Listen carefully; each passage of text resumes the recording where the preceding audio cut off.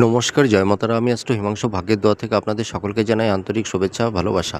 আজ আমি যে টপিকসটি নিয়ে আলোচনা করতে চলেছি, যদি কোনো হাউজে শনি আর কেতু এক ঘরে অবস্থান করে কারুর বাচ্চাটে, তাহলে সাধু সর্ব দোষ তৈরি হয়। ঠিক আছে? সাধু সর্ব দোষ বা যোগ, এই সাধু সর্ব যোগ তৈরি হলে মানুষের জীবনে কী ধরনের সমস্যা তৈরি হয়। বাড়িতে বাস্তুদোষ তৈরি হয়, কর্মে প্রভূত বাধা, ঠিক আছে, মানে সঠিক কর্ম করেও সেই কর্মের সাকসেস তারা পায় না। পরিবার পরিজনদের থেকে একটু নিজেকে গুটিয়ে রাখে।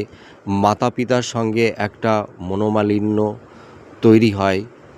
হ্যাঁ, তার মানে শনি হচ্ছে কর্মের কারক, ন্যায়ের কারক। আর কেতু কি? কেতু হচ্ছে ত্যাগের বা মোক্ষ লাভের কারক। ঠিক আছে?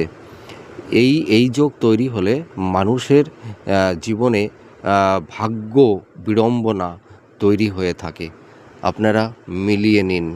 ভালো থাকবেন, সুস্থ থাকবেন। জয় মা তারা।